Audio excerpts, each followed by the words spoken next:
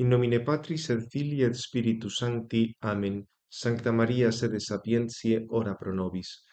Comenzamos la sesión 26ª de nuestro curso de Antropología Teológica 2 y continuamos con la explicación acerca de la virtud de la fe. Recordáis que en el día anterior estábamos en el apartado del objeto de la fe y habíamos visto lo referente al objeto formal o razón formal del objeto de la fe. Habíamos visto los dos primeros apartados y tenemos ahora que pasar a lo que es el objeto material de la fe. Recordáis que ya habíamos comentado que para Santo Tomás el objeto formal de la fe es Dios, verdad primera, porque creemos gracias a que Él lo ha revelado, pero también Dios como verdad primera es el objeto material de la fe, es aquello que creemos. Este contenido que creemos acerca de Dios lo encontramos en la Escritura y en la tradición, como explicaba el mismo Santo Tomás, y esto en la primera cuestión de la Suma. Nuestra fe se apoya en la revelación hecha a los apóstoles y profetas que escribieron los libros canónicos, no en una revelación, si se dio, hecha a otros doctores. O sea que, por tanto, tenemos la revelación que está en los libros canónicos, hecha a los apóstoles y profetas, etc. Obviamente esta fe contenida en la Escritura se entiende conforme a la doctrina de la Iglesia, o dicho todavía con más precisión, citando una de las cuestiones disputadas de la de Caritate, la razón formal de objeto en la fe es la verdad primera, manifestada por la doctrina de la Iglesia. O sea que aquí, como veis, Santo Tomás da mucha importancia a la intervención de la Iglesia en recibir este objeto material. Obviamente no es que la autoridad de la Iglesia pueda ir cambiando a placer la doctrina, no, es la doctrina que ha sido revelada de una vez para siempre, pero tenemos esos evangelios que nos lo transmite la Iglesia. Aquello de San Agustín: no creería al Evangelio si no me hubiera la autoridad de la Iglesia Católica, o sea, en el sentido de que la Iglesia te está transmitiendo esos evangelios, no en el sentido de que vaya cambiando la verdad según el que manda de turno en la Iglesia. Esto, digamos, posteriormente fue resumido con una frase del Vaticano I: han de creerse con fe divina y católica todas aquellas cosas que se contienen en la palabra de Dios, escrita o transmitida y propuestas por el magisterio de la Iglesia, ya sea por un juicio solemne, ya por el magisterio ordinario y universal, como divinamente reveladas. No entramos en estas distinciones, que son más propias de teología fundamental, pero la idea es que la verdad está en la palabra de Dios, sea la escrita, sea la que procede por tradición, y para recibir esa palabra de Dios tienes la propuesta del magisterio. Luego diremos alguna cosa más al final de toda esta sección, cuando hablemos de los artículos de la fe y cómo al Papa le corresponde la organización del símbolo de la fe. Bien, insistiendo en este tema del objeto material de la fe, obviamente el objeto de la fe es Dios, que es la verdad primera en aquello que puede ser conocido por revelación divina. Fijaos que si pensamos en Dios como causa última de todo, para eso no hace falta la revelación divina. Es cierto que sin la revelación divina apenas conoceríamos nada de Dios, conoceríamos muy poco, pero cuando hablamos del objeto de la fe, aquí nos estamos refiriendo a aquello que solo puede ser conocido por revelación divina si hablamos en sentido propio. Ahora habremos toda una serie de distinciones. Y obviamente el objeto de la fe es el mismo que el de la teología, porque diríamos la fe se relaciona con la teología como los principios con las conclusiones. Por eso Santo Tomás decía que el sujeto de la teología, aquello de lo que trata la teología, es Dios. Y por eso todas las fórmulas de fe siempre comienzan hablando de Dios, del misterio trinitario. Lo que pasa es que unido al misterio de Dios tenemos los atributos divinos, en ellos está la misericordia, la justicia, la omnipotencia, la providencia, y estos atributos se van a manifestar de una manera única en la encarnación del Verbo y la redención. Claro, esto depende fundamentalmente de la providencia, la misericordia de Dios, etc. Por eso también la encarnación y redención caen bajo la fe, porque sí es cierto que hablan de más cosas que lo que es únicamente la naturaleza divina, pero en orden a esos atributos. y también tenemos todas las enseñanzas de la Escritura, pues acerca de las criaturas, o el premio y el castigo eterno, los sacramentos que Cristo ha instituido, etcétera. Como veis, esto son ya cosas creadas, pero siempre en orden a Dios. Se podría hablar de un objeto accidental de la fe de dos maneras. Considerando la fe como conocimiento, hay cosas contenidas en la fe a las que se puede llegar por razón natural. Por ejemplo, que hay un único Dios. Es lo que serían los preámbulos de la fe. Más que fe propiamente son preámbulos de la fe. Pero para alguien que no conozca las demostraciones filosóficas de esos preámbulos, los acepta también por fe. Fijaos que en ese caso estos conocimientos no es que excedieran el entendimiento de todo hombre, sino simplemente de aquellos que no conocen la demostración o las razones de esos preámbulos, que en realidad son la mayoría. O sea que en ese sentido, tú puedes hablar que dentro de la fe habría un objeto accidental, considerando la fe como conocimiento, los preámbulos propiamente no estarían en la fe, pero accidentalmente pueden estarlo para quien no conozca la argumentación, por ejemplo, para afirmar que hay un único Dios, causa de todas las cosas. Con lo cual, en ese primer sentido, podríamos hablar de un objeto accidental de la fe. Pero podríamos considerar un objeto accidental en un segundo sentido. Si nos fijamos en la fe, ya no tanto o no solo en su carácter de conocimiento, sino como algo que nos ayuda a alcanzar el propio fin, recordad que estamos siempre en este marco moral del tema de la gracia y la fe es lo que nos va a ayudar a alcanzar el fin de la vida eterna. Dentro de esta fe, para alcanzar el fin, hay cosas que son primarias, la encarnación, los mandamientos, que hay un único Dios, etcétera. Pero hay otra multitud de detalles históricos también revelados y también en la Escritura, contienen una verdad sobrenatural, pero no son absolutamente necesarios para alcanzar el fin. Esto lo veremos con más detalle al tratar los artículos. Pero como veis, si consideramos ahí la fe en su aspecto salvífico, que es lo más propio de este tratado de gracia, hay cosas principales en la fe y otras que son secundarias y que realmente no son absolutamente necesarias para alcanzar el fin. También podríamos decir algo, aunque esto no lo trata Santo Tomás, sobre el tema de las revelaciones privadas. Si es una revelación completamente privada y personal, solo le consta a la persona que le ha recibido, pues tal persona la creería con fe divina si Dios le está moviendo a creerla porque realmente es una revelación, solo que no sería fe divina y católica, no es universal, es solo para esa persona. Podría darse el caso de que ese mensaje recibido por una persona, de una manera más o menos directa o indirecta, se dirija a más personas o sea de utilidad para el conjunto de la Iglesia. Ahí lo único que podría caber es un reconocimiento prudencial por parte de la Iglesia, pero evidentemente tal verdad, o sea, tal revelación no entra dentro de lo que se denomina el depósito de la fe. Obviamente, para que ese tipo de revelaciones puedan recibir, aunque sea un reconocimiento prudencial, tienen que ser compatibles con la revelación que encontramos en el Evangelio, que hemos visto antes, en la palabra escrita inspirada o en la palabra de Dios transmitida por tradición. En ese sentido, la revelación queda cerrada con la muerte del último apóstol. Este otro tipo de revelaciones privadas, repito, sí van a tener una utilidad común, simplemente nos sirven para, digamos, subrayar algunas cosas que están ya en la revelación pública, pero no son un aumento de la revelación pública, ni que aquí la revelación vaya aumentando según los visionarios o visionarias de turno. Bien, creo que son cosas bastante sencillas. Pasamos ahora a unos apartados dentro del objeto, si nos mantenemos siempre dentro del objeto material de la fe en relación a diversos tipos de conocimiento.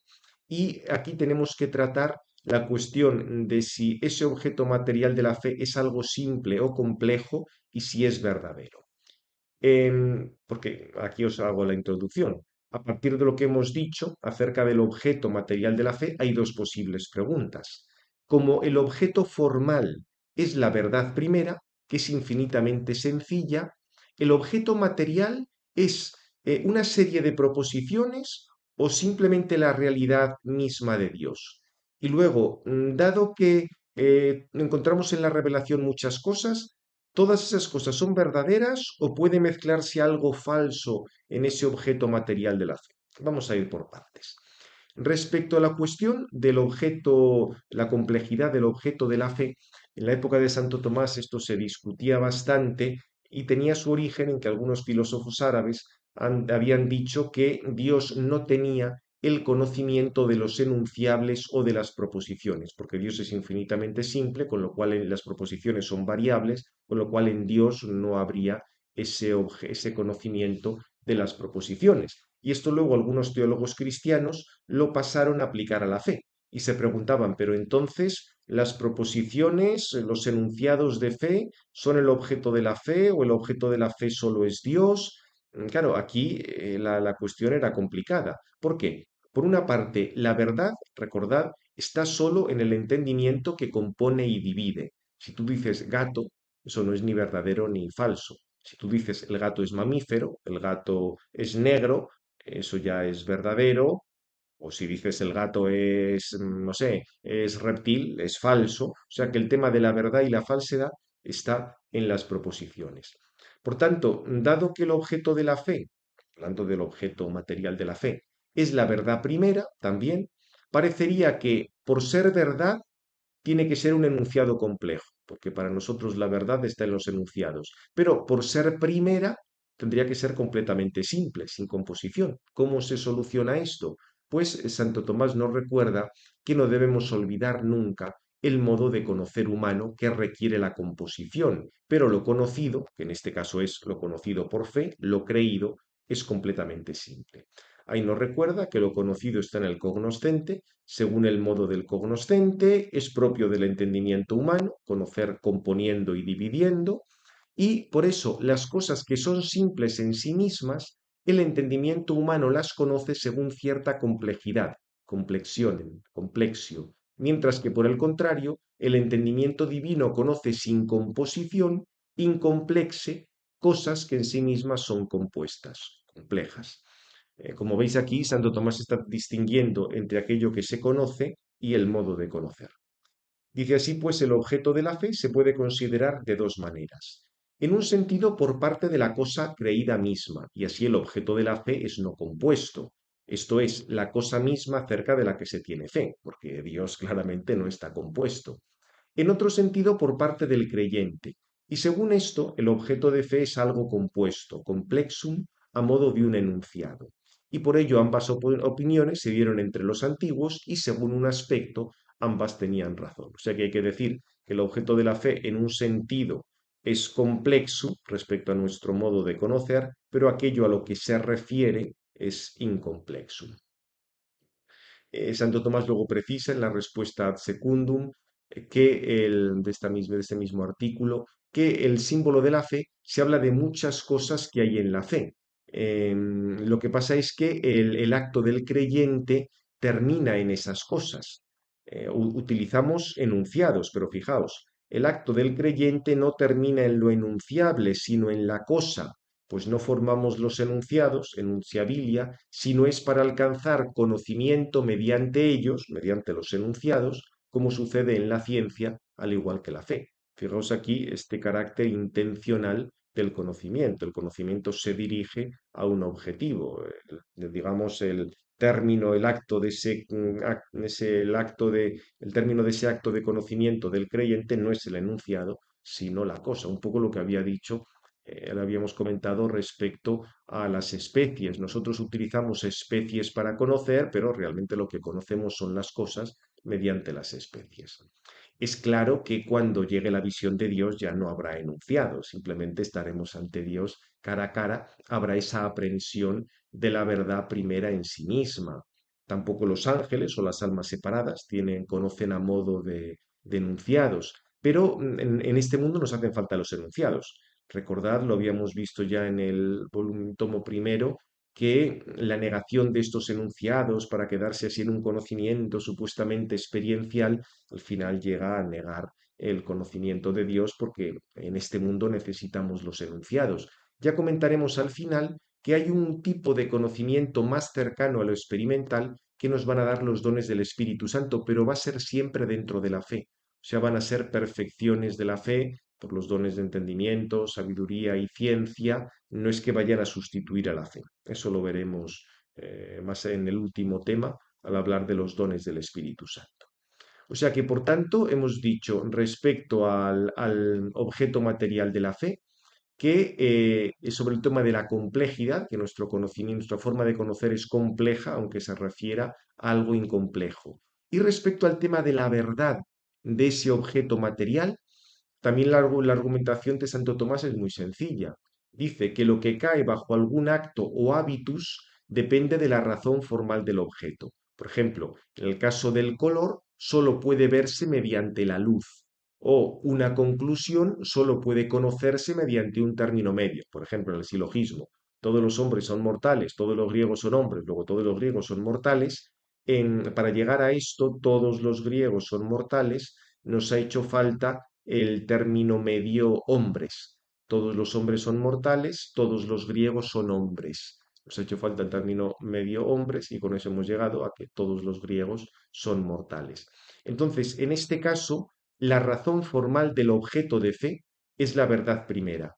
Lo que cae bajo la fe cae bajo la verdad primera. Como bajo la verdad primera que es Dios no puede caer nada falso, igual que el mal no puede caer bajo la bondad primera, pues en realidad digamos, todo lo que cae bajo la fe es verdadero. Atención aquí, no os confundáis porque hemos dicho, aquí Santo Tomás pone un ejemplo de decir que lo que cae, digamos, bajo un hábitus depende en el ejemplo este depende del término medio. Aquí he hablado antes de la razón formal de objeto. Recordad que la fe no es discursiva. O sea, Santo Tomás pone aquí el ejemplo porque compara diríamos, hablando de que nos hace falta un, un medio cuando hacemos un silogismo, pero en el caso de la fe recordad que no. Simplemente, por eso ha dicho antes que conocemos algo en la medida que depende de la razón formal de objeto. Solo que en el caso de las conclusiones sí que tenemos el término medio, pero no es que la fe lleguemos por una conclusión. Recordad que ese era el lío que habían organizado los nominalistas y los jesuitas. No llegamos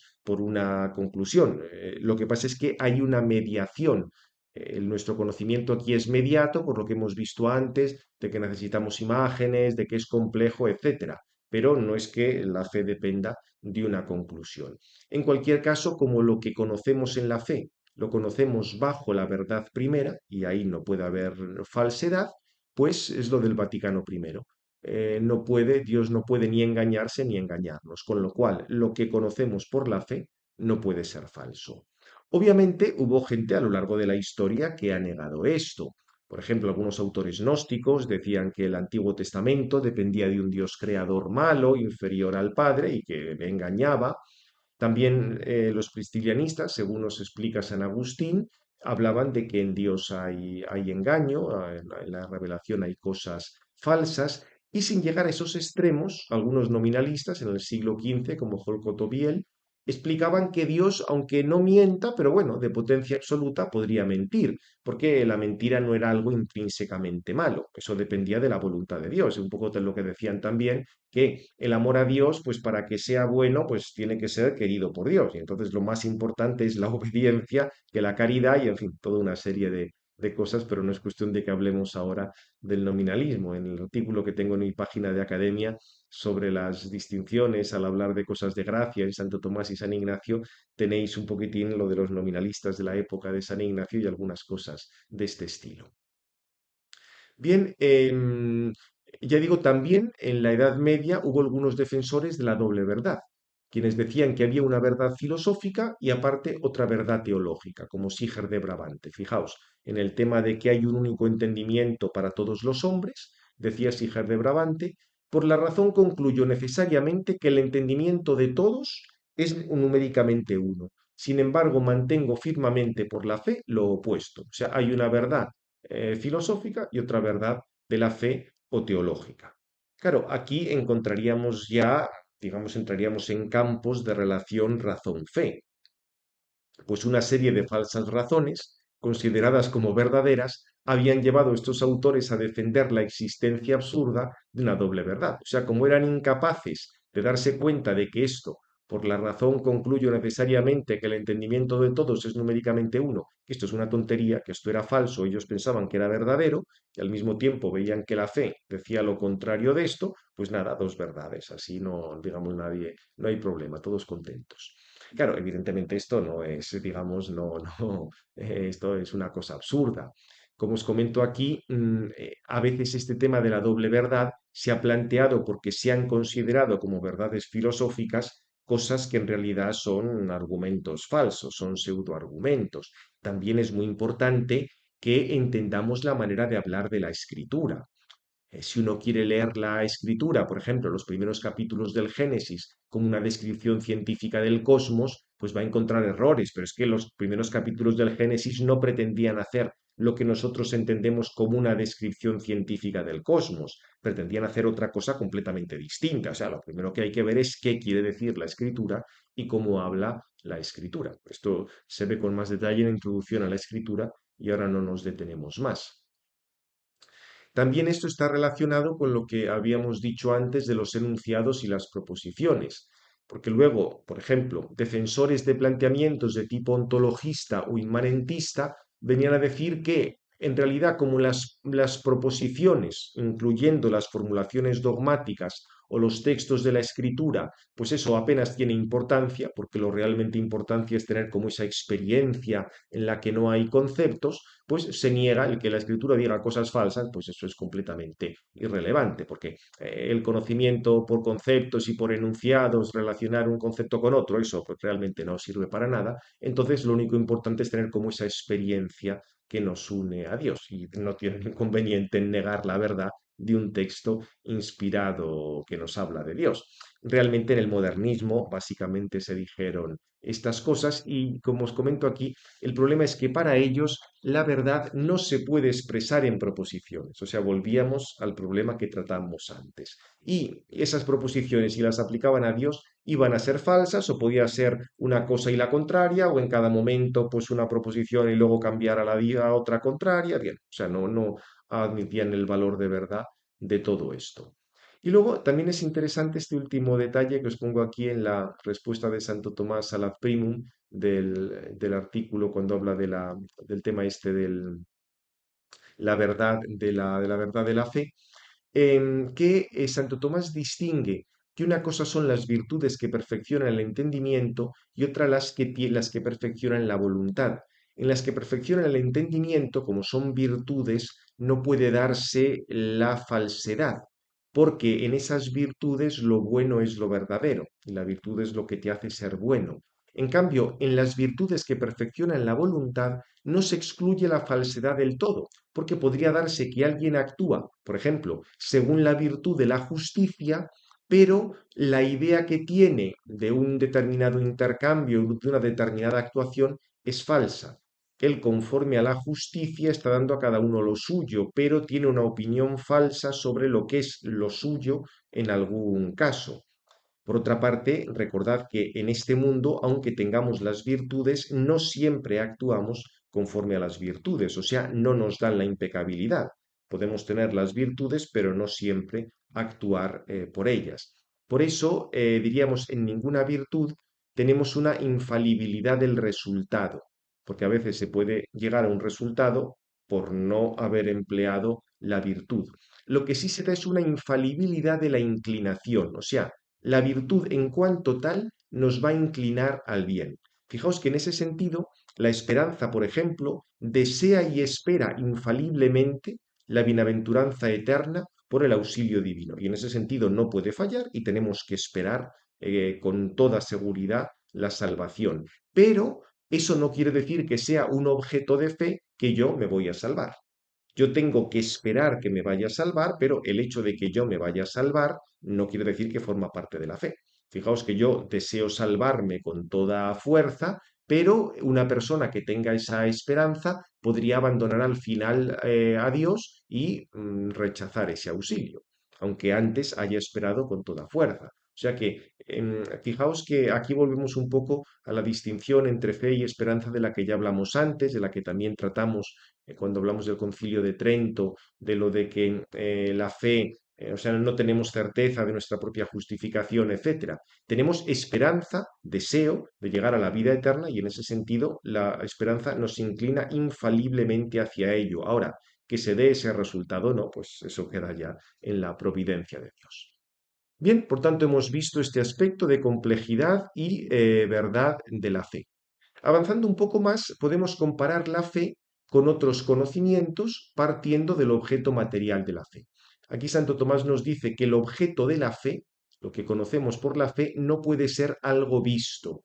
Visto quiere decir una cosa que por sí misma mueve nuestro entendimiento o mueve nuestro sentido a conocerla. Santo Tomás aquí dirá que a veces conocemos las cosas por sí mismas, como los primeros principios o lo que conocemos por los sentidos. Eso sería una cosa vista. Otra cosa distinta sería conocerlas mediante un argumento, mediante un razonamiento. Eso es lo que vamos a ver luego del artículo siguiente. Pero la primera cosa que tiene que quedar claro es que la fe no puede ser de algo que estemos viendo, ni con el sentido ni con el entendimiento. Fijaos, aquí os comento, en el caso de la fe, el entendimiento asiente algo a lo que no es suficientemente movido por su objeto propio, sino por cierta elección que inclina voluntariamente al entendimiento más a una parte que otra. Con el ejemplo lo vais a ver claro. Si creemos la proposición, Jesús de Nazaret es Dios. Obviamente es una proposición de fe. Si esta inclinación del entendimiento se diera con dudas acerca de una parte o de otra, viendo simplemente, pues no sé, los testimonios históricos, Jesús de Nazaret es Dios, podríamos decir que sí o podríamos decir que no. Mientras estuviéramos en ese nivel, nos encontraríamos ante una opinión. En cambio, cuando ya afirmamos con certeza Jesús de Nazaret es Dios, ya estamos en la fe, ya lo afirmamos con certeza y sin miedo a equivocarnos.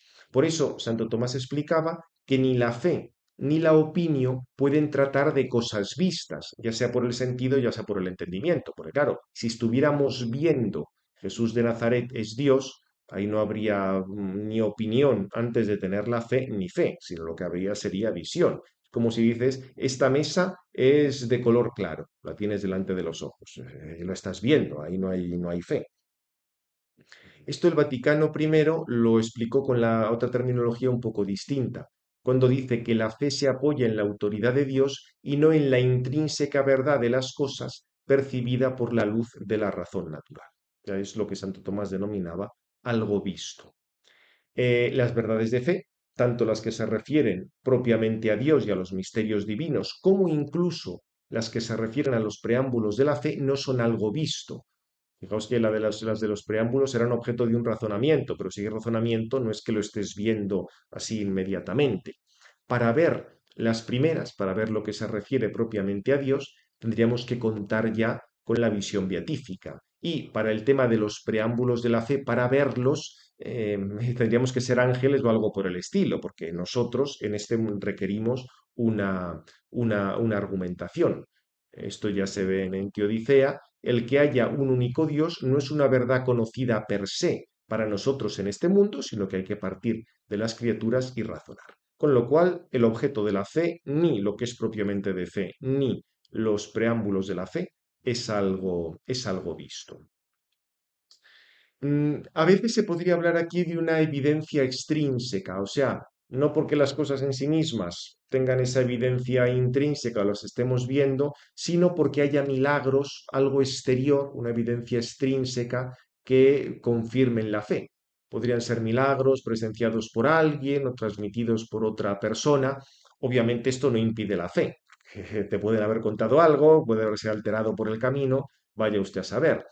La cuestión, se nos podríamos preguntar si es posible que haya fe cuando alguien esté viendo el milagro. Es lo que se llamaba la clásica evidencia inatestante. Santo Tomás ponía un ejemplo. El apóstol Tomás vio y tocó a Cristo resucitado cuando dijo, Señor mío y Dios mío. Pero claro, sí, vio el milagro, pero propiamente no es que estuviera viendo la divinidad, tocaba el cuerpo resucitado de Cristo. La Virgen Santísima sabía que había concebido y dado a luz virginalmente, pero no veía que su hijo fuera Dios. O sea que, por tanto, la fe es compatible con ese tipo de evidencia. Incluso un gran autor tomista como Domingo Báñez puso en duda que esta evidencia inatestante, diríamos, fuera realmente tan fuerte, porque para que se viera realmente haría falta ver que Dios estaba revelando algo mediante ese milagro, y eso no se da. O sea, alguien puede ver un milagro, pero claro, ese milagro tú estás viendo que esté relacionado con lo que está diciendo el profeta que realiza ese milagro, no. Porque tienes por una parte lo que diría el tal profeta y luego el milagro, pero estás viendo la relación. Ahí ya la cosa empezaría a estar poco clara. Por eso ya digo esto de la evidencia extrínseca, sí, es evidente que tienes un milagro, pero que eso se relaciona con otra cosa, diríamos, ya no es tan evidente. Bien, sin entrar en más cosas, porque esto ya digo, tendría más que ver con la teología fundamental. Simplemente apuntar aquí que la cuestión de los motivos de credibilidad, milagros incluidos, también es importante. Santo Tomás explica que el que cree no creería si no viera que tales cosas deben ser creídas. Uy, aquí, disculpad, pues creídas, pone creías. Tales cosas deben ser creídas, ya fuera por la evidencia de los signos o por otras cosas de ese estilo. O sea que los motivos de credibilidad ciertamente nos ayudan. O sea, los signos o la misma moción de Dios nos dice que tales cosas deben ser creídas, pero al final el que las creamos, eso ya depende de la intervención de Dios a la luz del mismo Dios.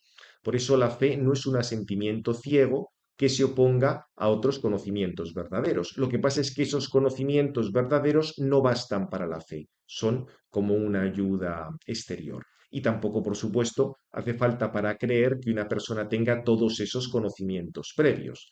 Bueno, esto es un poco lo que dijimos ya del objeto o motivo formal de la fe. Creemos porque es Dios quien nos está iluminando como verdad primera. Por supuesto que hay otros conocimientos de tipo apologético, filosófico, milagros, lo que sea, que son una ayuda, pero el objeto formal de la fe es el mismo Dios como verdad primera.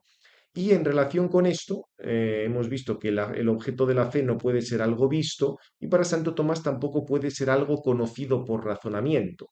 Lo que Santo Tomás dice scitum. Scitum quiere decir lo que es conocido de una manera científica, por una ciencia. Y aquí la argumentación también es muy sencilla.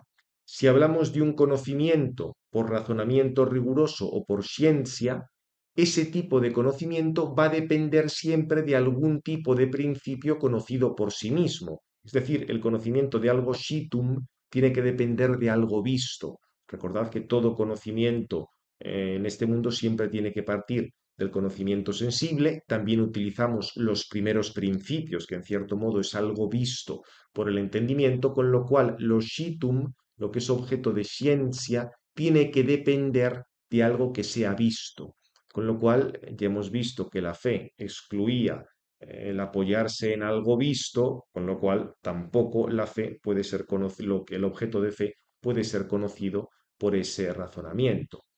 Es cierto que algo puede ser visto y creído, pero por diferentes personas. La Trinidad es contemplada y por tanto vista por los bienaventurados que ahora tienen la visión, pero en este mundo por nosotros es creída.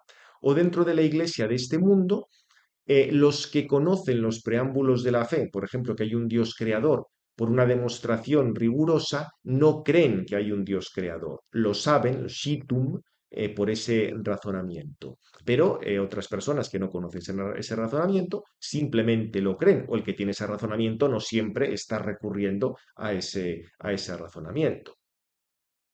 Aquí Santo Tomás explicaba, entre aquello que hay que creer se encuentran cosas que se pueden probar demostrativamente, no porque haya fe sin más en todos acerca de esto, sino porque se exigen para aquello que es de fe. Y por eso al menos es preciso que se presuponga por fe por parte de aquellos que no poseen esa demostración. Evidentemente, para decir Jesús de Nazaret es Dios, primero tienes que saber que hay Dios. Saber shitum con un razonamiento riguroso que hay Dios, puedes tener ese razonamiento o si no lo tienes, simplemente lo crees. Obviamente a estas conclusiones se oponían racionalistas y semirracionalistas que decían que podemos encontrar argumentos necesarios para los dogmas cristianos. Ahí lo que hacían era reducir la fe cristiana a filosofías de moda en la época. Santo Tomás explica que sí, los santos padres nos proponen razones para ayudarnos a la fe, pero no son razones demostrativas, sino, como dice, ciertas persuasiones que manifiestan que no es imposible lo que se propone en la fe. O sea, no es que te vayan a demostrar que tal cosa es de fe, pero manifiestan que no es imposible, una cierta persuasión de que no es imposible lo que se propone en la fe.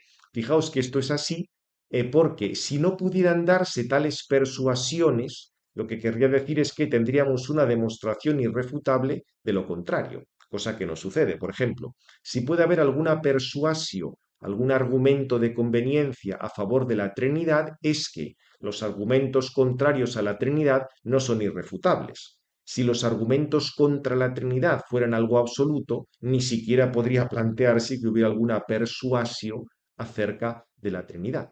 Recordad lo que decía Santo Tomás en el comentario al De Trinitate de Boecio, el libro 1, cuestión 2, artículo 3, sobre los preámbulos de la fe, que la razón respecto a estas cosas que superan la fe, pues no puede dar argumentos necesarios.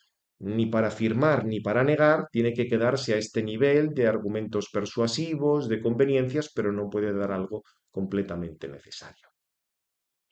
Bien, y ya por último, para hablar del objeto material de la fe, este apartadito sobre los artículos de la fe. Fijaos que cuando hablamos del artículo de la fe, Santo Tomás está diciendo que el objeto material de la fe, lo que el creyente cree, tiene que ser organizado.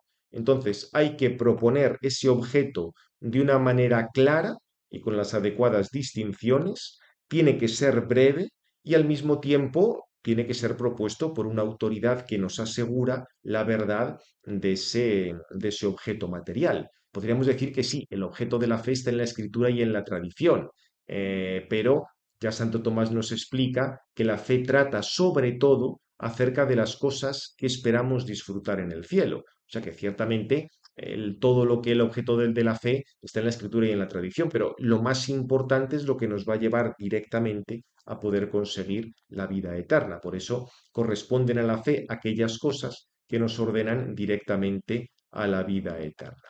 Fijaos que de esta manera se puede organizar lo referente a la fe como en tres grandes grupos.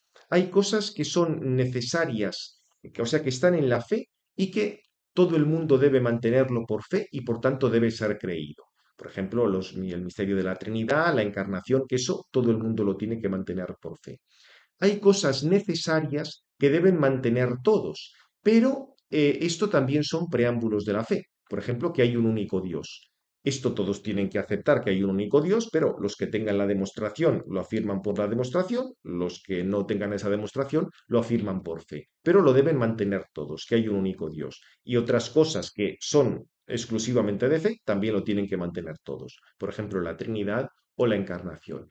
Y luego hay otras cosas que ciertamente se mantienen por fe, pero no hace falta que todos lo conozcan. Lo que dijimos, hay multitud de detalles en la escritura, muy útiles, muy interesantes, pero no hace falta que los conozca todo el mundo. Pensad antes de la imprenta o antes de que la imprenta se hiciera barata, poder que todo el mundo tuviera a la mano la palabra de Dios. Era impensable. Es en este contexto en el que se desarrolla toda la teología de los artículos de fe. Fijaos que artículo es el diminutivo de artus. Artus es miembro. Artículos serían como miembrecillos, o sea, como las partes así pequeñas que constituyen la fe y que están unas relacionadas con otras. Esa es la etimología que ve Santo Tomás de artículo. Como el objeto material de la fe es lo no visto acerca de Dios, cuando hay alguna especial razón de eso no visto, tenemos un artículo de fe distinto. Por ejemplo, que Cristo Dios haya muerto y haya resucitado son dos artículos distintos. Pero, por ejemplo, que haya padecido, muerto y sepultado, pertenecerían al mismo artículo. O sea, cuando hay una diferencia realmente importante, tenemos otro artículo. Hay una razón nueva de no visto. Antes de pasar a responder cuáles son esos artículos, Santo Tomás se pregunta si estos han crecido a lo largo del tiempo. No se pregunta Santo Tomás entre los inicios del cristianismo y su época, sino si la fe de los justos del Antiguo Testamento era la misma que en el Nuevo Testamento. Y aquí va a recordar que con los artículos de la fe pasa un poco como con los primeros principios del conocimiento. En los primeros principios del conocimiento hay un cierto orden y unos se contienen en otros, hasta llegar al final al principio de no contradicción. En el caso de los artículos de fe, en cierta manera, aunque esto habría que precisar qué quiere decir esa manera, estarían todos comprendidos en la idea de que hay Dios y que Dios es providente. Porque en la idea de Dios estaría también todo el tema de la Trinidad y en la providencia estaría también todo el tema de la encarnación.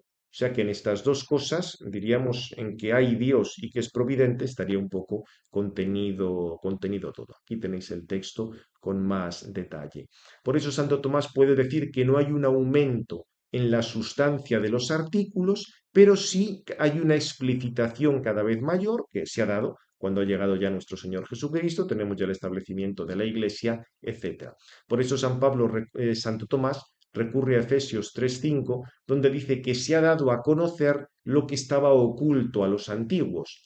Al creer que hay un Dios y que es providente, ya implícitamente estaban creyendo en lo otro, pero no dejaba de estar oculto y luego se ha manifestado con claridad. Respecto a cuáles son estos artículos, pues Santo Tomás habla de 7 artículos sobre la divinidad y 7 artículos sobre la humanidad, pero entiende que también se puede hacer otra presentación diversa. Aquí os pongo la lista de artículos, no hace falta que nos entretengamos mucho en esto. Entiende que se encuentran en el credo, ante todo lo que nosotros conocemos con el símbolo apostólico. Es cierto que en la época de Santo Tomás se pensaba que había sido compuesto directamente por los apóstoles. Hoy sabemos que no es así, pero de hecho es antiquísimo, es uno de los símbolos bautismales que tenemos desde el principio y ciertamente refleja la fe de la Iglesia desde el principio. El que luego se hayan hecho más símbolos de fe es porque, como ha habido más herejías, hacía falta explicar ciertas cosas, dejarlas claras para que la gente no se confundiera. Dice, estos símbolos solo se distinguen porque en uno se explicitan más plenamente cosas que en otro se contienen de manera implícita, según exigía la acción de los herejes. Había que dejar cosas claras. Y por último, Santo Tomás recuerda que a quien corresponde la edición del símbolo de la fe es al Papa. Y si se hace una nueva edición, tiene que ser por errores en la fe que van surgiendo. Aquí Santo Tomás habla de que en ese caso el Papa determina sentencialiter, o sea, dando una sentencia de forma definitiva, cosas que son de fe. Como el Papa es quien preside toda la Iglesia, su decisión definitiva, pero tiene que ser definitiva, lo que llamaríamos infalible, tiene que ser firmemente mantenida por toda la Iglesia. Compara esto Santo Tomás, pues a la autoridad para convocar concilios, etc. También Santo Tomás acepta y recuerda que a veces algunas personas particulares han redactado algún tipo de símbolo de fe, como una doctrina, digamos como una catequesis o como una enseñanza, como era el caso del símbolo atanasiano, el símbolo cuicunque. En la época de Santo Tomás se atribuía a San Atanasio, sabemos hoy que no es de San Atanasio, pero en cualquier caso fue un símbolo que se divulgó muchísimo, estaba en el mismo breviario y pues fue aceptado por todos, incluyendo los mismos papas, aunque no hubiera sido compuesto pues por el papa o por un concilio convocado por el papa. Bien, pues con esto hemos terminado ya lo referente al objeto de la fe, tanto formal como material, y el próximo día veremos ya el tema del acto interior y exterior de la fe. Gloria al Padre, al Hijo y al Espíritu Santo, como era en el principio, ahora y siempre, por los siglos de los siglos. Amén. En nombre del Padre, del Hijo y del Espíritu Santo. Amén.